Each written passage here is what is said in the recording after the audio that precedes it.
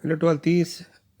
जैसे हमें पता ही है कि ट्वेल्थ क्लास में हमें रिवीजन करनी है, तो रिवीजन के लिए मैंने आपको बोला था कि हम कुछ क्वेश्चन पेपर डिस्कस करेंगे। तो आपसे तो कुछ मैं अभी डिफरेंट स्कूल के पेपर डिस्कस करूँगा आपसे ट्वेल्थ क्लास के, और कुछ मैं इंपॉर्टेंट क्वेश्चंस के अकॉर्डिंग कुछ पेपर भी बनाऊंगा और उसको आपसे शेयर करूँगा। तो सेक्शन वाइज हम ये पेपर्स डिस्कस करेंगे। तो जैसे फर्स्ट सेक्शन, ये किसी स्कूल का पेपर लिया है मैंने।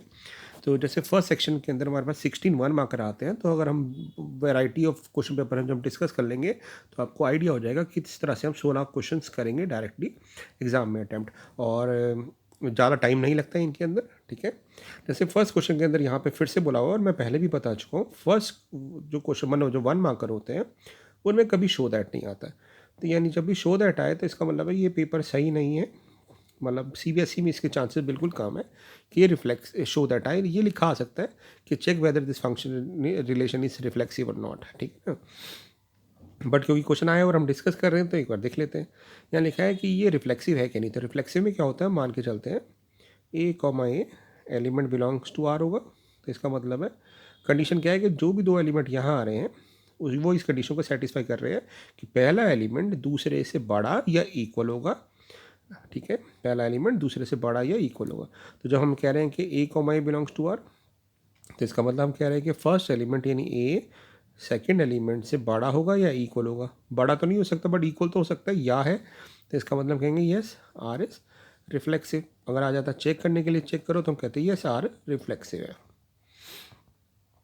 अब हमें ये चेक करना है कि सिमेट्रिक है कि नहीं। तो हम कहेंगे कि अगर ए कॉमा बी आर के अंदर आ रहा है, इसका मतलब है कि वो इस कंडीशन को सेटिस्फाई कर रहा है कि ए बी से ग्रेटर है या इक्वल है। तो अगर ए बी से ग्रेटर है और इक्वल है तो ज़रूरी नहीं है कि बी भी ए से ग्रेटर और इक्वल हो। अब आप कह सकते हो कि इक्वल के केस में तो सेटिस्फाई हो जाएगा, कह सकते हैं। बट जब हम कोई चीज़ प्रूव करते हैं तो हम सारे रिलेशन सारे एलिमेंट्स को देखते हैं। तो अगर ए बी से ग्रेटर होगा तो ऐसी कंडीशन आ सकती है कि बी ए से छोटा होगा, तो बी ए से बड़ा नहीं हो सकता। इसका मतलब बी कॉमा ए आर के अंदर हमेशा नहीं आएगा, हर एलिमेंट के लिए नहीं आएगा। इसका मतलब आर इज नॉट सिमेट्रिक। और इसको ना जब भी आप कोई चीज़ डिस्प्रूव करनी हो तो आप एग्जाम्पल दे के भी देख सकते हैं, कह सकते हैं कि भी देखो ये एग्जाम्पल है। जैसे यहाँ पे बोला है R set over real number, तो कोई भी एग्जाम्पल ले सकते हैं। तो आपको देखो 2,1 तो आर के अंदर आ रहा है क्योंकि 2 1 से बड़ा है। बट 1,2 आर के अंदर नहीं आ रहा क्योंकि उसका उल्टा, मतलब ये तो आ रहा है बिलोंग्स टू, ये नहीं आ रहा क्योंकि 1 तो 2 से छोटा हो जाता है, तो इसलिए रिफ्लेक्सिव नहीं रहेगा, ठीक है। और इसका और पार्ट है, कितनी बार हम कर चुके हैं ये क्वेश्चन कि स्मॉलेस्ट इक्विवेलेंस रिलेशन बनाना है या फिर स्मॉलेस्ट रिफ्लेक्सिव रिलेशन बनाना है। तो यहाँ पे रिफ्लेक्सिव जगह इक्विवेलेंस भी आ सकता है। तो हम क्या कहते हैं उस रिलेशन के अंदर सारे एलिमेंट लिख देंगे क्योंकि रिफ्लेक्सिव होता है कि हर एलिमेंट की पेयरिंग अपने साथ होनी चाहिए। तो हम कहेंगे 1 1 2 2 और 3 3 आ जाएगा। तो ये हमारा स्मॉलेस्ट रिफ्लेक्सिव रिलेशन भी है और ये स्मॉलेस्ट इक्विवेलेंस रिलेशन भी है। तो ये 1 मार्क का क्वेश्चन था। अगला 2 नंबर का क्वेश्चन मैट्रिसेस पे दिया हुआ है, हमें 3a माइनस बी निकालना है। तो बहुत ईजी है। तो पहले हम क्या करेंगे, ए को 3 से मल्टीप्लाई कर देंगे तो सारे एलिमेंट को मल्टीप्लाई करेंगे। फिर हम 20 माइनस कर देंगे तो हम यहाँ पे ये लिख देंगे।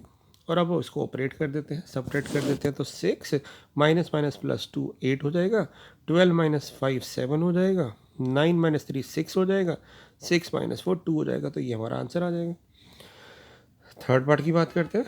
थर्ड पार्ट क्या कह रहा है कि अगर ए स्क्वायर के है तो के की वैल्यू बताओ। तो पहले ए स्क्वायर निकाल, ए स्क्वायर कैसे निकालेंगे, ए को ए से मल्टीप्लाई करके। जैसे मल्टीप्लाई करेंगे, कैसे मल्टीप्लाई करते हैं, फर्स्ट रो को फर्स्ट कॉलम से, तो ये बन जाएगा 1 + 1 2। फिर फर्स्ट कॉलम को इससे करेंगे तो ये बन जाएगा आपके पास -1 -1 -2, देन -2 अगेन एंड देन 2। और ये दे रखा है के इक्वल, यानी इसको के टाइम्स। तो हम कह देंगे भी के माइनस के और के। तो हम कंपेयर करेंगे तो किसी भी एलिमेंट को कंपेयर करते तो हम कहेंगे के तो हमारा 2 आ गया, तो हमारे पास के की वैल्यू 2 आ जाएगी। ये हो गया हमारा थर्ड क्वेश्चन। अब चलते हैं फोर्थ क्वेश्चन पे। ये इंटीग्रेशन पे बेस्ड था, बहुत इजी क्वेश्चन है भी। अगर आप ध्यान से देखें इसको ना सेपरेट कर ले बच्चे, तो 1/cos स्क्वायर को ले सकते हैं सेक्स स्क्वायर एक्स, और 3 बाहर ले जाएं तो साइन बाय कॉस बन जाएगा टेन और एक कॉस बन जाएगा सेक, तो ये बन जाएगा टेन एक्स सेक एक्स। अब इसका इंटीग्रेशन कर देते हैं, तो सेक स्क्वायर एक्स का इंटीग्रेशन हो गया tan x minus sec x, tan x का इंटीग्रेशन हो गया सेक एक्स। तो ये हमारा आंसर आ गया। ठीक है, फिफ्थ क्वेश्चन भी देखते हैं, ये भी बहुत ईजी है और ये हमारे प्री बोर्ड में भी आया था अगर आपको याद हो। तो हम क्या करेंगे, इसको पहले 4 बाहर ले जाएंगे तो ये बन गया 1/4, ये बन जाएगा dx upon x square plus 1/2 का स्क्वायर। तो एक्स स्क्वायर प्लस ए स्क्वायर का फॉर्मूला लग रहा है, तो क्या होता है 1/a, तो 1/1/2 tan इनवर्स ऑफ x/2, और ये दे रखा है π/8 के इक्वल। 2 से 2 कट जाएगा, ये 2 इधर कट जाएगा, तो हम tan इनवर्स, अब ये बचेगा tan इनवर्स ऑफ 2x, पहले अपर लिमिट पुट की, तो tan inverse of 2a minus tan inverse of 0 0 होता है, तो ये π/4 आ गया। tan को उधर लेंगे तो हम कह सकते हैं 2a हमारा tan π/4 यानी 1 हो गया, तो a की वैल्यू हमारे पास 1/2 आ गई। तो इस तरह से हम फिफ्थ क्वेश्चन कर सकते हैं। ठीक है, अब चलते हैं सिक्स क्वेश्चन की तरफ। फिर से देखिए क्या आ गया, शो दैट नहीं आ सकता 1 मार्क के अंदर। ठीक है, और यहाँ पे देखो 1 मार्क के अंदर 1 to 1 भी कह रहे हैं शो करो और ऑन टू भी कह रहे हैं, कैसे पॉसिबल है एक नंबर के अंदर। बट क्योंकि ये इसी स्कूल में आया तो इसलिए फिर मैं आपकी प्रैक्टिस के लिए डिस्कस कर रहा हूँ, हो सकता है आपके स्कूल का पेपर हो तो रिवीजन के लिए कर रहे हो। ठीक है, तो ये 1 to 1 क्यों नहीं है, क्योंकि हम यहाँ पे रियल नंबर की बात कर रहे हैं ना, तो हम एग्जांपल दे देते हैं। हम कहेंगे कि कोई वैसी वैल्यू दिखाया था जिसके लिए सेम आंसर आ रहा हो। हम कहेंगे जैसे मान लेते हैं हमें पता है f0 पुट करने पे 0 आता है और 2 पाई पुट करने पे कॉस के अंदर भी 0 आता है, 1 आता है, क्योंकि कॉस 0 भी 0 होता है। मैंने ना ऐसे एग्जांपल लिया कि ना जैसे 2 पाई पे भी सेम वैल्यू आती है 1 और ये भी होती है। अब ये भी वैल्यू ले सकते थे कि भी π/2 और 3π/2 भी सेम आंसर आता है, तो हम कहेंगे fx1 इक्वल टू fx2 है, but x1 is not equal to x2, मतलब हमारे दो फंक्शन की वैल्यू सेम आ रही है बट वो x सेम नहीं, इसलिए 1 to 1 नहीं है। और ऑन टू के लिए हम कहेंगे भी cos x की जो रेंज है वो -1 से 1 के बीच में लाई करती है, यानी हमारी जो रेंज है वो -1 से 1 आ रही है, और को डोमेन दे रखा है रियल नंबर, तो यानी को डोमेन और रेंज मैच नहीं कर रही, इसलिए ये ऑन टू फंक्शन नहीं है। अब चलते हैं सिक्स क्वेश्चन पे। सिक्स क्वेश्चन में ना आपसे डायरेक्शन कोसाइन पूछे हैं, तो अगर आपको याद हो कि ये जो कोई भी वेक्टर दिया होता है इसके कंपोनेंट्स को कहते हैं dr, तो हमारे dr हो गए -2 1 और -5 dr हो गई। और dr को अगर हम मैग्नीट्यूड से डिवाइड कर दें, इसका मैग्नीट्यूड कितना आ रहा है इस वेक्टर का, इस वेक्टर का मैग्नीट्यूड आ रहा है √4 + 1 + 25 √30। तो जब डिवाइड कर देंगे तो हमारे पास डायरेक्शन कोसाइन आ जाएंगे, तो यानी हमारे पास डायरेक्शन कोसाइन आ जाएंगे -2/√30 1/√30 और -5/√30, तो ये हमारा आंसर हो जाएगा। अब यहाँ 8th क्वेश्चन देखिए बहुत अच्छा है। Find a vector of magnitude 5, एक वेक्टर बनाओ जिसका मैग्नीट्यूड 5 हो, ठीक है, और जो ऑपोजिट टू दिस डायरेक्शन हो। हमने ना एनसीईआरटी में क्वेश्चन किया हुआ है जिसमें दिया होता है ए वेक्टर बनाओ जिसका मैग्नीट्यूड 5 है और इन दी डायरेक्शन है, तो उसके केस में हम क्या करते हैं, उस वेक्टर को उसी के मैग्नीट्यूड से डिवाइड कर देते हैं तो वो बन जाता है यूनिट वेक्टर। तो हमने भी यहाँ पे भी वैसे ही करेंगे। तो हमने क्या किया, ये जो ए वेक्टर है इसके मैग्नीट्यूड, इसका मैग्नीट्यूड आ रहा है √4 9 और 36, तो √49 7 आ गया। अब ये वेक्टर बन गया जिसका मैग्नीट्यूड 1 है, तो अगर मैं इसको 5 से मल्टीप्लाई कर दूंगा तो इस वेक्टर का मैग्नीट्यूड बन जाएगा 5, और ये इस वेक्टर की डायरेक्शन में है, बट हमें चाहिए ऑपोजिट टू द डायरेक्शन। तो जब ये ऑपोजिट टू द डायरेक्शन आएगा तो -n लगा देंगे, यानी हमारा आंसर आ जाएगा -10/7 i कैप -15/7 j कैप और +30/7 के कैप। तो ये एक ऐसा वेक्टर है जो इस वेक्टर के ऑपोजिट डायरेक्शन में, क्योंकि dr प्रोपोर्शनल तो है बट ऑपोजिट डायरेक्शन में, और मैग्नीट्यूड 5 आ रहा है। ठीक है, अब चलते हैं प्रोबेबिलिटी के क्वेश्चन पे। यहाँ पे हमें दे रखा है इंडिपेंडेंट इवेंट, तो हमने एक थ्योरम पढ़ी हुई है कि अगर ए और बी इंडिपेंडेंट हैं तो ए बार बी बार भी इंडिपेंडेंट होंगे, यानी P of A bar intersection B bar किसके इक्वल हो जाएगा, P of A bar into P of B bar के।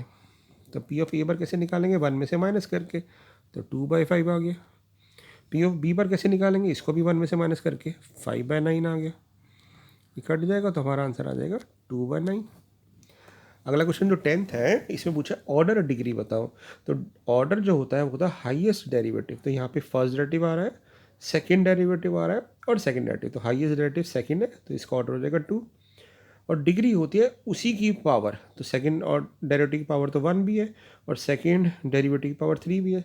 तो डिग्री जो हाईएस्ट डिग्री होती है, हाईएस्ट पावर होती है, वो लिखते हैं तो कहेंगे 3 आंसर आ जाएगा। यानी ऑर्डर हाईएस्ट डेरिवेटिव यानी सेकंड डेरिवेटिव था और डिग्री उसी की पावर तो 3। यहाँ देखते हैं, यहाँ पे इक्वेशन दी हुई है बेटा, है ना। तो हम क्या करते हैं, इस इक्वेशन का डिटरमिनेंट ले लेते हैं दोनों साइड। तो हमने क्या किया, इस इक्वेशन का डिटरमिनेंट ले लिया। ये मैंने इसको हटा देता हूँ, ये ट्रांसपोज।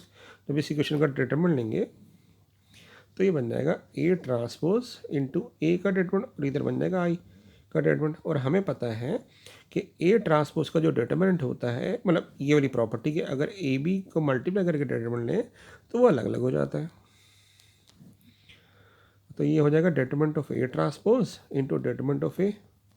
और आई का डिटरमिनेंट 1 होता है, क्यों? क्योंकि इसके सारे डायगोनल 1 होते हैं, कोई भी ले लो ऑर्डर। तो जब हम सॉल्व करते हैं तो 0 0 1 तो 1 आता है। और हमें एक और प्रॉपर्टी पता है कि ए ट्रांसपोज का डिटरमिनेंट ए के इक्वल होता है। तो यानी दोनों बराबर है, तो हम लिख देंगे determinant of A into determinant of A, यानी स्क्वायर हो जाएगा। तो डिटरमिनेंट ऑफ ए का स्क्वायर 1 हो गया, तो determinant of A plus minus 1 आ जाएगा। तो 1 भी आ सकता है और -1 भी आ सकता है। अब चलते हैं 12th क्वेश्चन की तरफ। 11 क्वेश्चन हो चुके हैं, 5 ही रह गए हैं। यहाँ कह रहा है 3a भी निकालो। ये क्वेश्चन सबसे ज़्यादा बच्चों को गलत होता है, क्यों? ज़्यादातर स्टूडेंट क्या करते हैं, 3 बाहर ले लेते हैं। बेटा जब भी बाहर लेना है ना, आपने एक प्रॉपर्टी लगानी है हमने कि जब भी कोई कॉन्स्टेंट बाहर आता है तो उसकी पावर में आता है ऑर्डर। तो यहाँ पे ऑर्डर है 3, तो इसकी पावर में ऑर्डर आएगा 3। ये मिस कर जाते हैं आप। तो यानी हमारे पास 27 हो गया। और फिर ए बी को अलग कर देंगे, determinant of A into determinant of B. A का डिटरमिनेंट 2 दे रखा है, बी का डिटरमिनेंट 3 दे रखा है। तो 81 इंटू 2 तो हो जाएगा 162। तो ये हमारा आंसर आ गया। ठीक है, अगला क्वेश्चन ये 3D का आ गया। ये हमने किया हुआ है, अगर आपको याद हो कि ये कह रहा है कि ये लाइन वाई जेड प्लेन को कहाँ कट करेगी। तो वाई जेड प्लेन पे एक्स कोऑर्डिनेट 0 होता है, तो हम इसको एक्स को 0 पुट कर देते हैं। ठीक है ना, एक्स कोऑर्डिनेट को जब 0 रखा है इसके इक्वल, तो ये वाई जेड प्लेन पे एक्स को 0 रखेंगे। तो एक्स कोऑर्डिनेट को हमने जब 0 रखा यहाँ पे, तो यानी ये 2 हो गया। तो हम कह देंगे कि y माइनस 5/3 हमारा 2 हो गया। तो y माइनस 5 इक्वल टू 6 हो गया। y हमारा 11 आ गया। फिर इसको जब लिखेंगे तो ये बन जाएगा 2 into 5 10 equal to z plus 1। तो z आ जाएगा 9। तो हम कहेंगे हमारा जो पॉइंट हो गया वो हो गया 0, 11, 9। तो ये पॉइंट है जो हमारा वाई जेड प्लेन पे जब कट करेगी तो होगा। ठीक है ना। Okay, last 3 questions. यहाँ कह रहा है कि इस वेक्टर की प्रोजेक्शन इस पे 4 दी हुई है, projection of this vector on this. और हमें पता है प्रोजेक्शन का फॉर्मूला क्या होता है, जब भी दो वेक्टर की प्रोजेक्शन निकालते हैं तो a dot B upon B का मैग्नीट्यूड। तो इनका डॉट प्रोडक्ट लेते हैं ऊपर, तो 2 लैम्डा। डॉट प्रोडक्ट कैसे लेते हैं, ith कंपोनेंट को i से मल्टीप्लाई करते हैं, jth कंपोनेंट को j से मल्टीप्लाई करते हैं और kth को k से, और डिवाइड में आ जाएगा इसका मैग्नीट्यूड। इसका मैग्नीट्यूड आ रहा है 4, 36 और 9। 4 और 36 बन गए 40 और 9 49, तो 7 आ गया। और ये प्रोजेक्शन 7 दे रखी है, इसको सॉल्व कर लेते हैं। तो 2 lambda plus 18 equal to 28, 2 lambda equal to 10, lambda equal to 5। तो लैम्डा की वैल्यू हमारे पास 5 आ गई। ओके, अगला क्वेश्चन। ये क्वेश्चन मैंने आपको करवाया था, अगर आप मेरे ट्यूटोरियल देखेंगे तो यहाँ पे ना मैंने एक आपको चीज़ बताई थी, जब भी अल्फ़ा बीटा गामा कोई लाइन एंगल बनाती है एक्स कोऑर्डिनेट एक्सिस के साथ, तो cos square alpha plus cos square beta plus cos square gamma 1 होता है। ये मैंने 3 रिलेशन बताए थे। और sine square alpha plus sine square beta plus sine square gamma हमारा -1 होता है। और कॉस 2 अल्फ़ा प्लस, सॉरी यहाँ ये होता है 3 - 1 2 होता है। और कॉस 2 अल्फ़ा, कॉस 2 बीटा और कॉस 2 गामा हमारा -1 होता है। ये 3 प्रॉपर्टी हैं जो आपको एज अ रिजल्ट भी याद रखनी है। तो ये जो अगला क्वेश्चन है उसी पे बेस्ड है। Cos 2 alpha cos 2 beta cos 2 gamma की वैल्यू पूछी है, हो गई -1। Sine square alpha sine square beta sine square gamma की वैल्यू हो गई 2। तो हमारा आंसर आ गया 1। तो इसका आंसर आ जाएगा 1, डायरेक्टली लिख सकते थे। ओके, लास्ट क्वेश्चन देखिए। ये कह रहा है कि डिफरेंशियल इक्वेशन सॉल्व करो डायरेक्टली सेपरेटिंग द वेरिएबल है, क्योंकि एक्स की टर्म है तो हम डी एक्स को उधर ले जाएंगे। तो हमारे पास बन जाएगा D Y equal to X square plus sine 3x। और हम इंटीग्रेट कर देंगे, तो इंटीग्रेट करेंगे तो डी वाई का इंटीग्रेशन वाई हो जाएगा, एक्स स्क्वायर का एक्स क्यूब बाय 3/3 इसका हो जाएगा cos 3x with negative sine upon 3। तो ये हमारे 1 मार्कर क्वेश्चन हो गए। तो आपने देखा कि 1 मार्कर क्वेश्चन ज़्यादा टाइम नहीं लेते हैं, ठीक है ना। देखिए हमने 15 मिनट से तो हमने डिस्कस करके कर लिए, तो आप तो इसको खुद भी एक्सप्लेन करके खुद भी करोगे तो ज़्यादा टाइम नहीं लगेगा। तो आप जब भी एग्ज़ाम में जाएंगे तो पहले 15 मिनट में आपने प्लानिंग कर लेनी है कि 1 मार्कर आपको सारे आते हो, और 1 मार्कर में ज़्यादा एक्सप्लेनेशन नहीं देनी होती, ठीक है ना। हमने आप देखो और के साथ सारे और वाले डिस्कस करते करते एक दूसरे एक्सप्लेन करते करते सॉल्व करते करते हमने कुछ सारे क्वेश्चन 15 मिनट में कर लिए। अभी इनको 15 से 20 मिनट में कर सकते हैं। तो प्लानिंग ऐसे करिए कि 16 क्वेश्चन जो हैं 1 मार्कर वो सीधे सीधे हो और आप डायरेक्टली कर सकें, ठीक है ना।